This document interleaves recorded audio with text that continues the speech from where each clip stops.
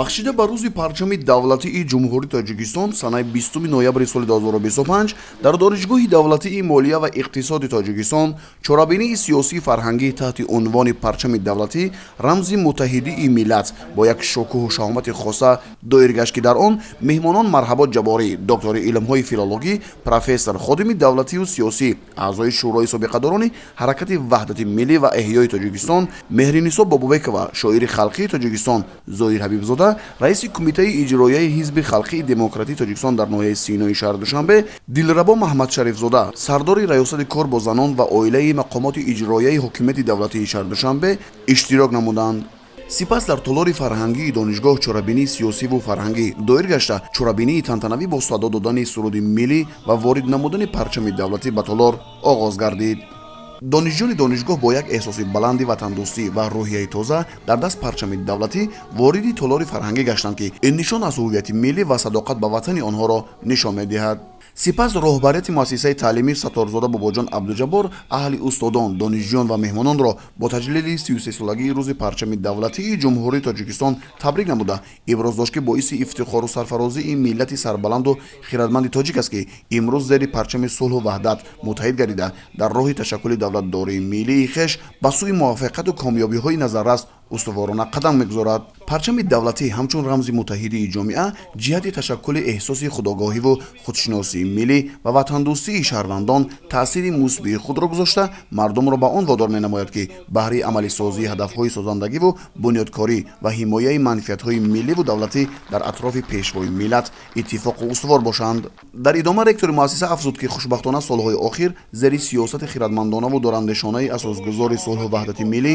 пешвои миллат, президенти ҷумҳурии Тоҷикистон муҳтарам Эмомалӣ Раҳмон дар ҳама шаҳру ноҳияҳои кишвар назди муассисаву ташкилотҳо майдони парчами давлатӣ бунёд гардида истодааст, ки ин метавонад дар инкишофи маърифати миллии сокинон мусоидат намуда василаи шинохту эҳтиром гузоштан ба арзишҳову муқаддасоти миллӣ гардад. парчами давлатии ҷумҳурии Тоҷикистон насли наве аз оини парчамдории миллати мо ба шумор меравад, ки гузаштаи таърихии он ба замони коваи оҳангар рост меояд. агар коваи хештаншиносу далер пешдомани чармини худро дар қолаби парчам ба даст гирифта муқобили зулми заҳоки хунхор размид, асосгузори сулҳу ваҳдати миллӣ, пешвои миллат, президенти ҷумҳурии Тоҷикистон муҳтарам Эмомалӣ Раҳмон парчами давлатии моро сари зону оғӯш намуда паёми барҳам додани ҷанги таҳмилии шаҳрвандӣ ва овардани сулҳу ваҳдатро ба миллат доданд, ки садоқатмандона ба қавлашон устувор монданд. баъдан Марҳабот Ҷаборӣ, аъзои шӯрои собиқадорони ҳаракати ваҳдати миллӣ ва эҳёи Тоҷикистон, зимни баромад иброз дошт, ки парчами давлатии ҷумҳурии Тоҷикистон дар ҷаласаи тақдирсози 16-уми шӯрои олӣ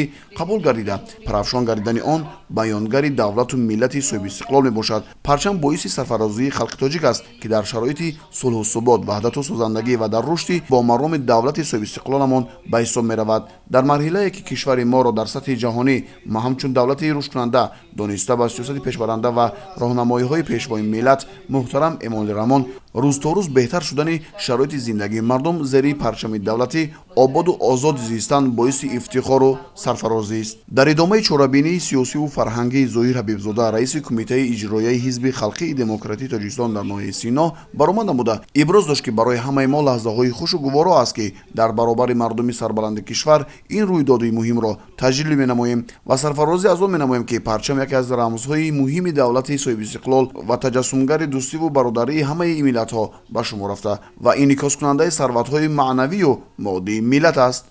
шоира Меҳринисо Бобобекова дар суханронии худ ин рӯзҳоро мубораку фараҳбахшу пур аз нур унвон карда илова намуд, ки аввалин дирафши ковиёнро мардуми тоҷик доро буд ва аввалин ҳуқуқи башар, ки ба куруши кабир равд мегирад, моли мардуми тоҷик буд. пас аз 1000 сол мо аз нав озоду сарбаланд ҳастем ва дорои истиқлолу забонем. ин сарбаландӣ ба мо шукӯҳу шаҳомати хеле хубро фароҳам овард. шоира инчунин чанд шеъри хешро дар васфи ватандорию давлатдорӣ ва парчамдорӣ қироат намуд.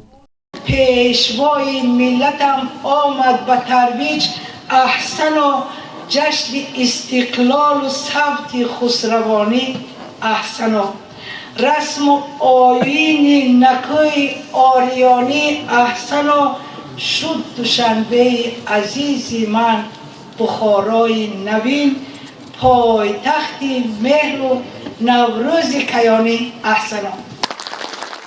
баъдан дилрабо маҳмашаризода сардори раёсати кор бо занон ва оилаи мақомоти иҷроияи ҳокимияти давлатии шаҳри душанбе вобаста ба волоят ва эҳтиром гузоштан ба қонунҳои амалкунандаи давлат, посдории муқаддасоти миллӣ, фарҳангу маданият, анъанаву оинҳои миллати тоҷик сухан ронда зикр кард, ки роҳбарияти ҳукумати мамлакат ба қадру манзилати зан-модар таваҷҷӯҳи махсус зоҳир менамояд ва барои баланд бардоштани мақоми занон чандин санадҳои меъёрии ҳуқуқии дахлдорро ба тавсиф расонданд. Аз ин рӯ мо бояд имрӯзҳо дар партави сиёсати пешнамудаи ҳукумати мамлакат зери парчами сулҳу дӯстӣ фаъолияти худро самаронок баромонда ба қадри сулҳу ваҳдат бирасем ва дар таълиму тарбияи насли наврас саҳмгузор бошем. Дар баробари ин ба фарҳангу маданияти баланди миллатамон арҷ гузорем. дар ҳамоиши тантанавӣ инчунин иброз гардид, ки дар воқеаи парчамдорӣ гувоҳи қаҳрамониву ҷонисории ниёгонамон барои озодиву оромии халқу кишвар ба ҳисоб рафта нишонаи воқеии пирӯзиву музаффарият ва барору хушнудии фардои сокинони сарзамини аҷдодӣ мебошад.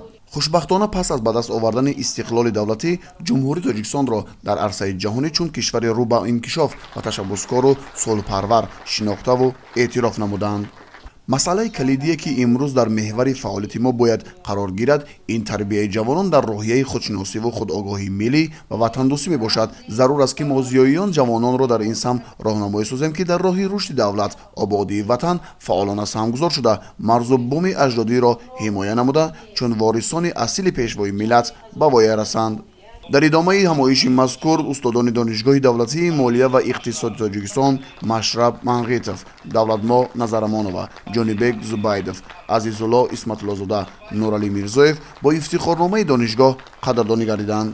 ҳамчунин маросими ҷамъбасти футболи хурд байни факултетҳои донишгоҳ натиҷагирӣ гардида, факултети иқтисод ва идоракунии давлатӣ сазовори мақоми сеюм, факултети муносибатҳои иқтисоди байналмилалӣ ҷойи дуюм ва факултети фаъолияти гумрукӣ ва амнияти иқтисодӣ мақоми аввалро соҳиб гардида, бо ҷом, медал ва ифтихорномаҳо қадрдонӣ шуданд.